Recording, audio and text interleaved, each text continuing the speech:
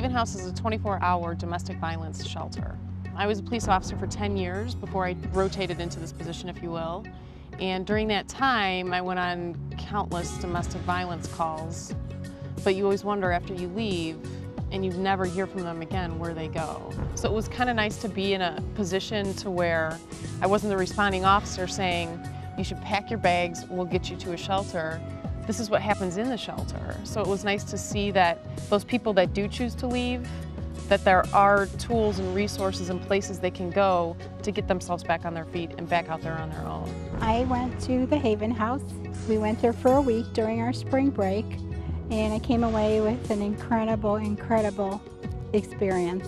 What Haven House wanted was for the students to experience what it's like to work in a shelter 24 hours a day.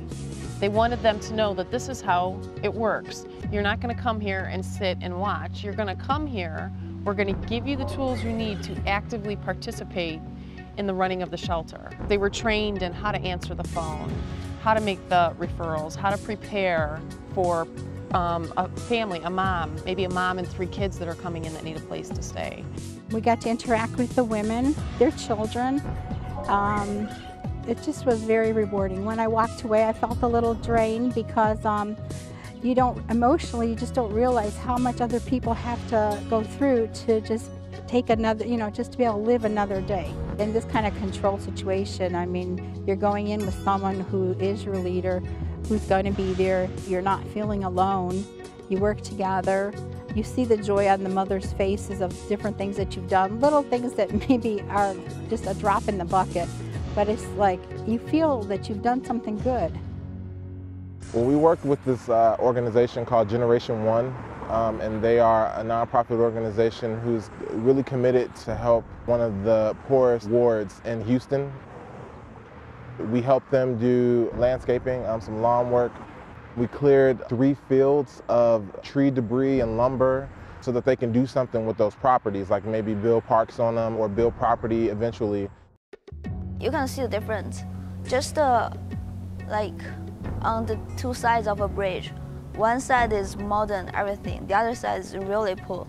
And the person who asked us to help them, they say like this area is like the weeds are growing like crazily, but no one really cares because they don't care about the people in this area. And so we are there to help them to make the sides of the bridge like beautiful. And so he said, so like after years when we come back, you can see how this area is going to be changed. So the international students, they intermingled with everyone. The fact that people were different from them didn't matter. In China, we don't have like community service in college. So this is a very different experience for me. And the most impressive part was the park church. That morning, we went to a park. Many homeless people there. As I imagined, I saw that all American people are rich and no worry to get food, the basic needs. But those homeless people, when they saw the donut and the cookies we give them, they feel very happy. And there's one old man, like I'm trying to talk to him, and at the beginning, like I don't know what to talk, I don't know where to start, because like there's nothing similar between us. He asked me my majors and am I gonna come back again, and he said he wants me to be a doctor and stuff, and it's really good. I know these people also want to talk to us. And the 3rd day we went to the beach. One kid I played with named David. I played sand with him to help him build a castle. When he saw our group of Chinese students, he's very curious about us. He asked me to introduce everybody in our group to him. He trying to remember our Chinese name. Like my name is Zhu. He trying to pronounce that, and he tried to spell my name on the sand. So when you see all these kids, they don't have opportunity to receive education. The kids has no fault. They didn't do anything wrong. So like, why not just help them? But like us, we have the opportunity to receive education and everything. We should really appreciate our time here. It was just amazing to see them interacting on such a selfless level.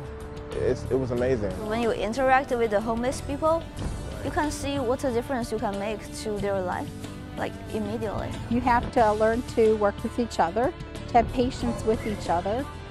It helps you grow. One person's strength may be another person's weaknesses, and together the job gets accomplished. It's just further solidified a great relationship that we'll forever have with these kids, no matter where they go, no matter where I go. I'm always going to be connected with those 10 people that went on that trip with me. So I'm grateful for it. And I would do it again in a heartbeat. It's good, to have a trip, but it's more than that. Like lots of friendship, and you do lots of meaningful things, just make you think differently. These activities are very different from the normal life, different from the academic life. That's what we need to know before we enter the society. I feel like we were able to help a lot of women there, and in my future I'll be able to help those women because I'll understand the different kind of clients that may come to me when I'm a nurse. I went in there to learn different things, both from the residents, the students, and the staff, and maybe they learned a little bit of something from our students too. The connection that we built just doing all of this fantastic work for such a great cause was actually kind of, for me, the true benefit of going on that trip. And also seconded by the fact that we were doing such great work for the city of Houston. Here at school you get a lot of knowledge, but it's a good thing to be able to use that knowledge out in the population and to be able to just do a little extra. It's just another way to build yourself to make you more well-rounded and more prepared for the working world. Personally, what I took away from it was that there are so many things in the world that we on a day-to-day basis take for granted because of our own situations. And we don't, I know I don't, take the time sometimes just to look around and see what else I can be doing from a philanthropy perspective. Like when we are picking up garbage for a big area, and then after we are done, the whole area is clean. Maybe one person, he cannot do that, but 10 people, we can make a big difference.